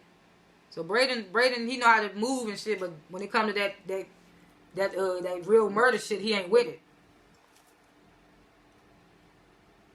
So Drew and Gordo, they pull up. So Kane was like, yeah, y'all can head back to Queens or whatever. We got this. We gonna handle it. So Drew was like, how you just gonna cut me out of my own deal, basically? I put this deal together. So Kane was like, nigga, you still gonna get paid. Like, don't even trip off that. You still gonna get paid. Just fall back. So Drew and Gordon, they just stay behind. And right before that, Lorenzo, he's still riding Kane. He has no choice. He's like, man, you gonna do this your brother's way, Drew. And Gordo was like, man, y'all be careful with them niggas. Right before they left. So Blanca, she telling Jenny, like, oh, the DA, they got a CI in the white militia group. So I'm like, oh shit, they about to get caught up. One of them is Brayden or Kane or somebody or Lorenzo. So she telling Jenny, the DA got a CI embedded in the white militia group, and they got a tip that they got a deal going on with Gordo Castillo, and they was like, the Castillo's license plates have been cited by the penthouse where the Tejadas are staying at right now and all that. So they put that together. And Jenny's like, dang, so you think the Tejada's selling like guns right now? Guns now? So Blanca was like, well, hey, if they really are like taking over Mecca's operation, then they running his drugs. If they running Mecca's product, then they obviously got to move to drugs now. I mean, to move to the guns now. So he's like, they moving to guns. So then Jenny brings up, oh, well, Frank Castillo and Lorenzo they did run together back in the day. She was like, and if we could get if the Tejadas are involved in this gun exchange, then we can then that'd be hard evidence that they would need. So Blanca was like, yep. She was like, that's what I'm going to look into it tomorrow. She's like, you want to come? And Jenny was like, nah. She's like, I gotta go look into this lead that Sachs gave me, even though it was Lauren that gave her the lead. She was like, about this rooftop. I mean, something on the rooftop that Stansfield that Tariq go to, about to see about getting some surveillance up there. Blanca was like, well, good luck with that. So now Lucas, RSJ, and Tariq, they met back up again. Lucas apologizing like, yeah, Tariq made me aware of me putting my foot in my mouth. I want to apologize. So RSJ I know you ain't calling me all the way over here to just in traffic to apologize. So that's when Tariq chimes in and was like, well, I actually have a proposition for you. So RSJ was like, I'm listening. He's like, yeah, my young black brother, I want to talk to him. Plus, we now we about to figure out why the hell RSJ wanted to talk to Tariq in the first place. Now we know that he knew who RSJ was. So he was like, I'm listening. So Tariq was like, so I know that you trying to build this big mall or something like that, but this particular building is in the way. And RSJ, and then this particular building is the some building that Ghost left to Tariq or something. So RSJ was like, yeah, such and such building. And Tariq was like, yeah, my father's building or whatever. Something.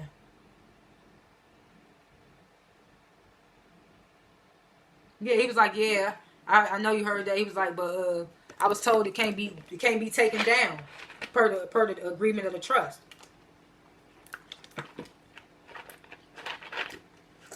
So now we see why RSJ was so interested in Tariq, because he trying to build this mall and this one building that Tariq owns through his trust that he can't knock down. So now we see why, and we know that RSJ did know who Tariq was the whole damn time. So he's like, yeah, I heard it can't be knocked down per the agreement of the trust. So that's when Tariq get there. Well, we actually had some reports of that the building was lacking structural integrity, this, that, and the third. So Lucas was like, well, yeah, that's a shame. Like not sarcastically, but, trying to lead into like, well, yeah, looks like it's about to get torn down. So that's when Tariq was like, and since the building can't be used for what's intended for anymore, like it can be sold at sold at high market price or something like that, he said. So that's when RSJ started putting it together. Ooh, I be stuttering. RSJ started to put the situation together, what they trying to get at. He was like, so if I sign with Western Holdings, the building is mine. Tariq was like, yep. He was like, and you know what? He was like, I believe in Western Holdings so much. I feel like in this moment he tried to get Lucas to agree with something that Lucas he didn't even talk to Lucas about. But Lucas's face in this moment, Tariq was like, yeah.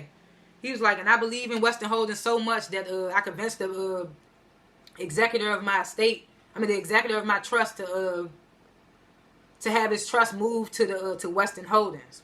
So Lucas made a weird face, like he ain't know that, or it hasn't happened yet. Like Tariq gonna make him do that because of the fact that he getting RSJ in the bag right now. So Lucas made a face. He was like, that mean, he was like, yeah, I even convinced my executor to move my trust to Western Holdings. He's like, that mean that way it'd be more money in my pocket when I graduate. A bigger pot of money, what he says. So RSJ was like, okay. He's like, you know what? He was like, send me the paperwork tomorrow. I'm down. Send me the paperwork. Then he turns to Lucas and was like, and you, all right, tell me something more about this Italian tech group, whatever. I was like, oh shit, Tariq really got him. So Braden, he shows up to the gun exchange or whatever with the white militia dudes or whatever. So they pop up. They asking them questions automatically, because we know now that one of them is a CI. They don't tell us which one is the CI, but I pretty much had my guess. My guess automatically. Well, I get to it. But I already had my guess. My guess was actually the person who it was. So they asking them questions. They like the lead dude that's mostly doing all the talking. He's like, where you know Gordo from? And Braden was like, does it matter? It don't matter. And I like Braden. I like how Braden was keeping all the answers short and sweet, not saying too much. They was like, They was like the price that you charging us for this shit is like too good to be true. He was like, we don't know, you might be hot. He was like, you hot? He was like, look, man, I just came to do business. What the fuck is with all these interruptions? I mean, all these interrogations and shit. Do you want the guns or not? So they smiled, and the lead dude that's talking the most, he smiled. He hadn't Braden the bag of money. Braden opened it, like quick check it. He was like, all right. He was like, cool. He was like, if we get any more guns or something, hit Gordo up. He was like, if we get any more guns, Gordo will hit you up. So dude was like, nah, we don't fuck Gordo. You the plug. Look, we can deal directly with you. So Braden was like, nah, you deal with Gordo. So that's when they was like, oh yeah, I didn't get your name. What was your name? Braden was like, I didn't give it. Like, no, I didn't give it. He said, what was your name again? Braden was like, I didn't. Like, I didn't give it to you. He was like, yeah, so I would help y'all with this. Braden was like, I would help y'all with this crate, but yeah, you know, I got a bad back. My chiropractor wouldn't approve. Just that and the third. So as they like moving as they taking the crate out of Braden's car or whatever, Braden's truck, the one that did the most talking, he tells one of the other guys, he's like, yeah, go start putting some calls out, figure out who this guy is. Like, talking about figure out who Braden is. Because Braden's standing to the side on his phone. Not paying attention like a dumbass. So as he on his phone not paying attention and shit, the damn dude who did most of the talking snaps a picture of him.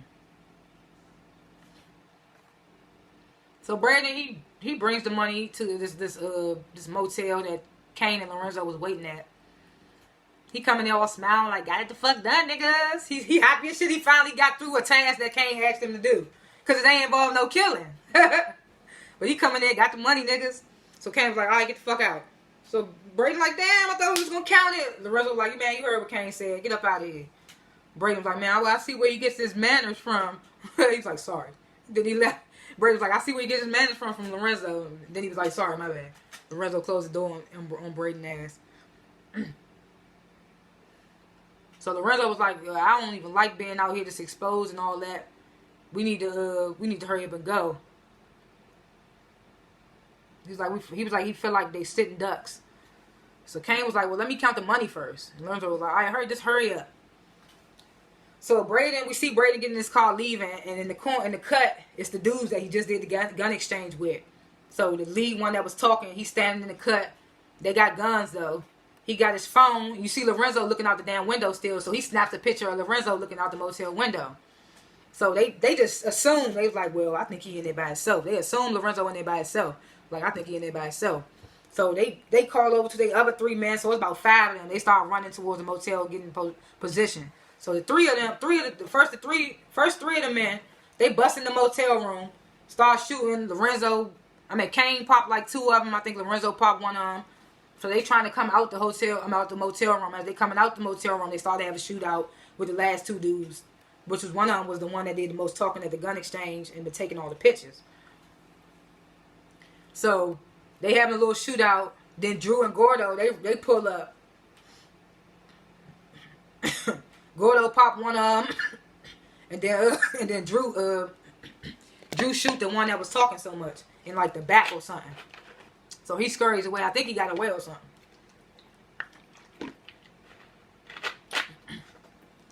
So then Kane come up like, damn, how y'all niggas knew we was here and all that.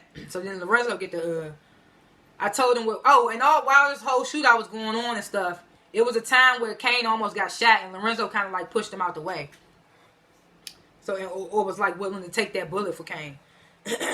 So then Kane was like, what y'all doing here? I mean, how y'all knew where we was at? So Lorenzo tell Kane like, yeah, I told Drew to follow us. So Kane was looking like, oh.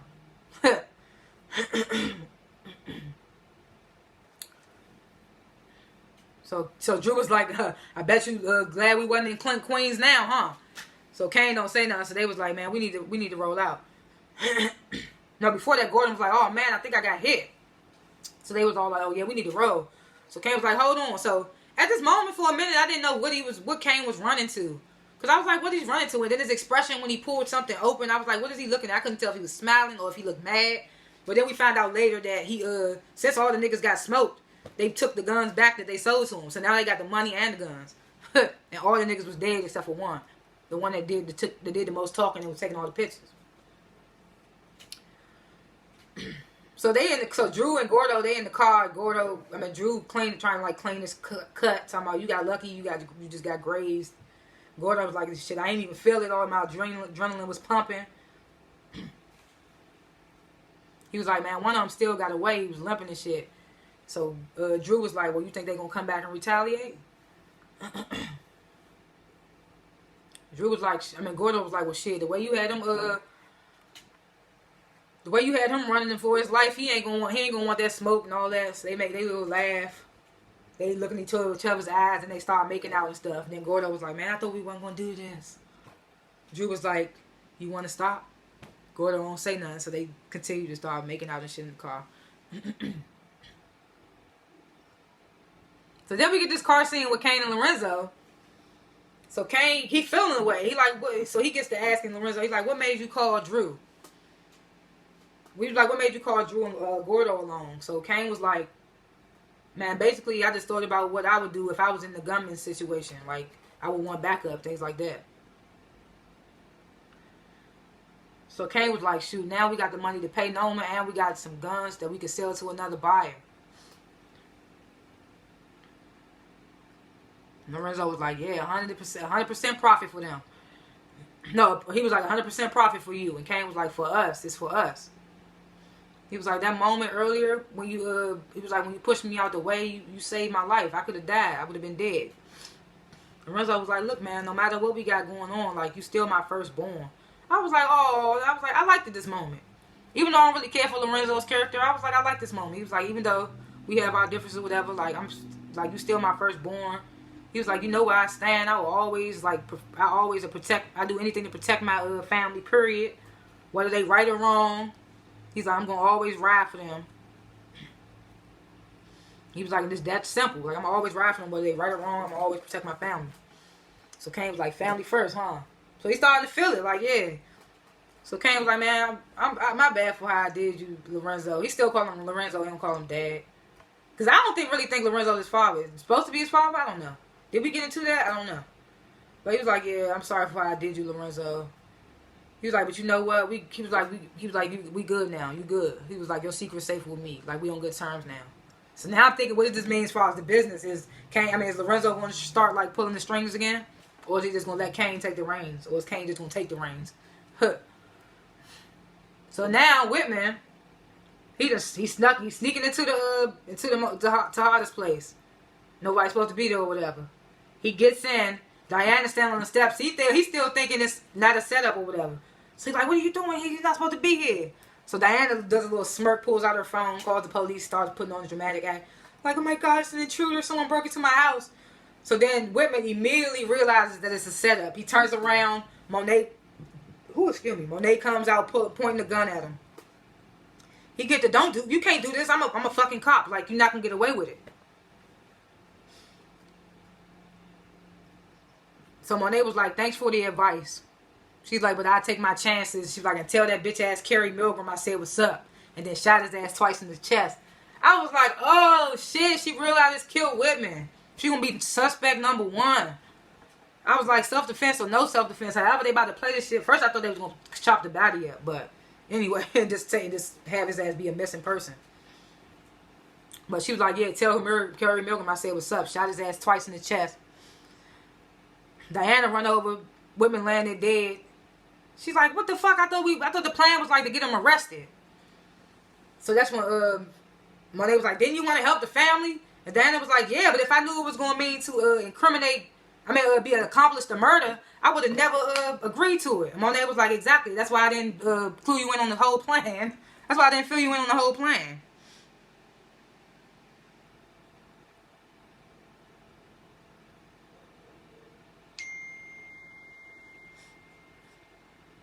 Then she tells Diana to hit her. And Diana's like, what are you talking about? So she was like, she starts telling Diana what the plan gonna be like. Whitman came in here and attacked me, so I shot him in self-defense. She was like, do it. So Diana was like, well, say less. Because, you know, Diana pissed anyway at Monet. She socked her real hard in the face. Then she immediately regressed, like, oh my God, Mom, you okay? You know, Monet, she was like, I'm good. She was like, go jam the door up. And Diana was like, huh? She was like, go jam the door up. It's supposed to look like a break-in. So go jam the door up. So Diana go do that.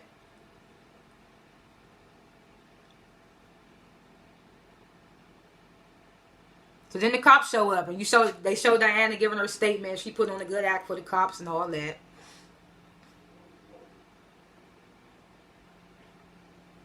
Telling them exactly what Monet told her to tell them. So then David shows up while Monet talking to one of the officers. Immediately pulls her away. Was like, I need to discuss with my client right quick. So he's like, what the fuck? Like, this was not the plans. So at this moment, when Diana said this wasn't the plan, and David says this wasn't the plan, Monet had her own fucking plan. She had her own plan from the get-go. She wasn't letting Whitman leave alive. She knew that she was going to kill Whitman. So that was her plan all along. So Davis get that. I thought we had a plan. So,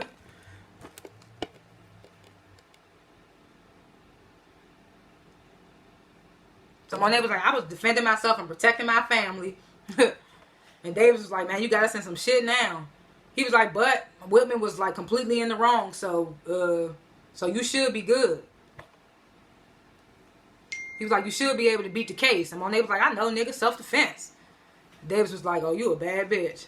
And at that moment, I was like, not with that Tyler. Don't start that Tyler Perry shit. Talking about something, damn, you a bad bitch. I was like, that's that Tyler Perry dialogue. I don't like that. Take that shit out. That shit was corny to me. I was like, So she was like, man, you got something for me? Asking him about the documents supposed to get from Whitman's place. So he pulls him halfway out his fold. He was like, look, I got him, but he was like, but they about to ask you to come back down to the station, so you'll get him after. He was like, they about to call you and Diana back down to make statements. He was like, but if y'all statements, he was like, I'm gonna call Sachs to represent Diana. He was like, but if y'all statements line up, y'all should be out by the night. Monet get the why wouldn't they line up for? Let's just get this shit over with. So after giving Tariq props, like, oh, you signed RSJ? Oh, that's what's up.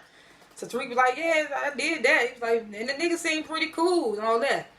He was like, and I've been thinking, he was like, it got me thinking, like, after I get this trust set up for my mom and my sister and all that, I think I want a life outside the drug game. I think I can have a life outside the drug game. He was like, what you think about me, like, coming to Stanford for you and coming to Stanford with you in Cali? He asking Effie this. So Effie get the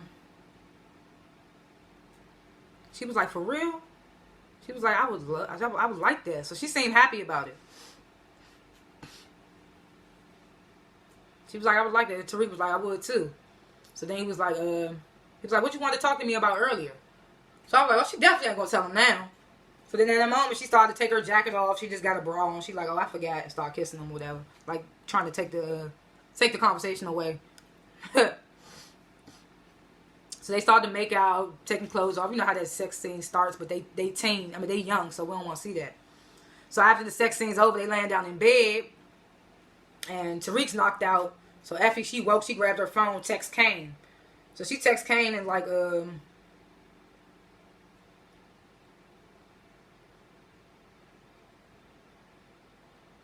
she was like, I can't tell Tariq.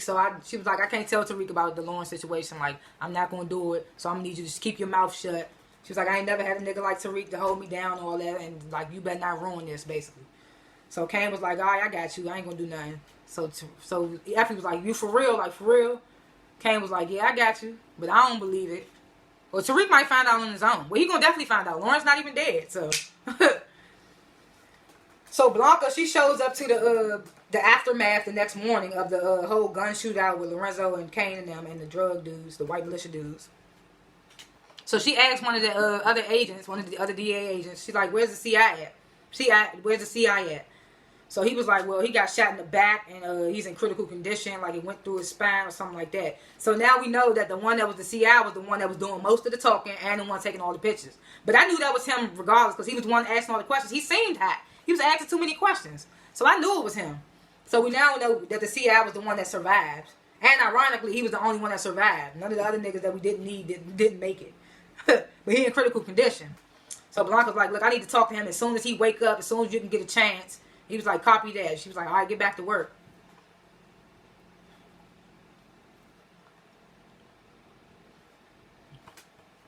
Is this the last scene? Yeah, this is the last little scene. So Monet, she finally gets the documents from Davis, from Whitman's apartment.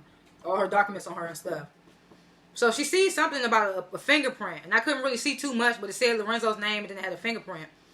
So then Drew walks up on her, so she closes the folder and she was like, you okay? Like, he asking her if she okay. And she was like, I'm fine, whatever. He was like, okay, I'm glad you safe and all that, but you can't do stuff like that no more. And she was like, yeah, I know. I just didn't want y'all to be wrapped up in my mess and just saying stuff that a mother should say. But it's like, this against the mother. So it's just like... So then Drew was like, well, you know, I understand that. He was like, I know, well, he was like, if you need any place to stay, well, you know, you're welcome to stay here for as long as you need. And I was like, first of all, this is Monet's penthouse. Mecca left the penthouse to Zeke. Zeke died and had no will, so it was left to Monet. And Monet gave the penthouse to Drew and Kane. So in that moment, I was like, Drew, who are you to talk about something? You welcome to stay here as long as you can. I was like, that's basically her penthouse. The fuck? But she was like, nah, I'm just going to stay here until they say the house is not a crime scene anymore. So she was like, yeah, I'm just going to stay here until they say the house is not a crime scene anymore. So Drew was like, okay, Mom. He steps off.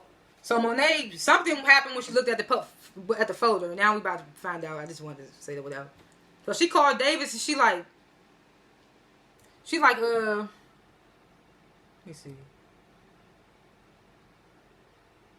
No, wait, where am I? Yeah, so then she opens the document back up. And then I see like Zeke's name and Lorenzo. And so now I started to put it together. And I'm like, okay, this is Zeke's crime case and Lorenzo's fingerprint. So I was like, oh shit. So she calls Davis. And she calls Davis. And she was like, did you read the documents that we took from Whitman's apartment? So, Davis, he's like, man, I skimmed through them. And as he says that on the phone, he pulls out a whole folder of his own. Probably copied that whole shit and got his own copy. So he's like, I skimmed through a couple of pages. He started opening up the folder. So then Monet gets the,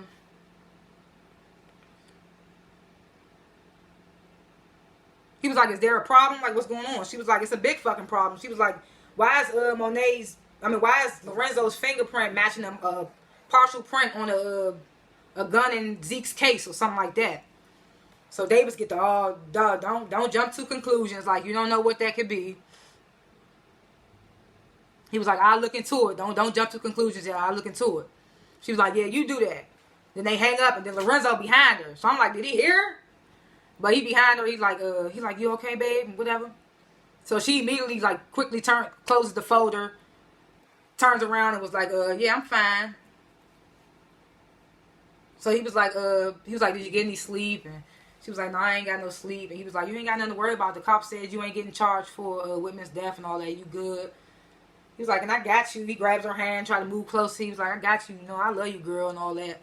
So she said, I love you too. And they hug. But you could see all over Monet's face. It's probably the best face she's made the whole franchise. You can see her in the face. She don't trust Lorenzo now after seeing that. And that's how the episode ends. So this episode was super long. Damn, I'm at 1 hour and 48 minutes. That's crazy. But this episode was super long, but it gave us a lot. Yeah, like I said, I graded an A-. Like, it was good, but it was like, okay. Predictions? Shit, I got a lot of them. Shoot. I'm wondering if Lorenzo gonna go back to taking over the business now that Kane said he good. What is Monet gonna do now that she think Lorenzo killed Zeke? What else? I hope that CI don't wake up. Because he got a picture of Lorenzo and he got a picture of Braden ass. So Braden probably gonna get caught up on some gun charges. What else? Sachs took a picture of that phone. He probably gonna find out about Lauren soon. And what else? Where's Noma? They not gonna bring Noma back around no more? Like, where's Noma? It's just the henchman now? What else? I'm probably missing a lot of predictions, but yeah. Are they gonna get away with it in the end, or are they gonna get busted? That's the whole sitch of it. And now that Sax and Blanca working back together, I wonder if Sax gonna do something that Blanca ain't gonna be cool with. This season has been good though. It has been good. I give them that. This don't been good. Effie ass, man. Well, I can't wait till she find out Lauren alive. That's when it's gonna get juicy when they find out Lauren alive. I think that's gonna come to like towards the end of the season though. And they probably gonna give us next season the aftermath, things like that. But yeah, thanks for watching this video. Please like the video, hit the notification bell so you can see exactly when I post. Share the video, subscribe to my channel because I do review other shows. And yeah, comment below what you think about the episode, if I missed anything, if I was off on anything, forgot anything, how you felt about the show, grade the show just like I did, all that good stuff. Yeah. And I'll see y'all next time. Thanks for watching. Peace.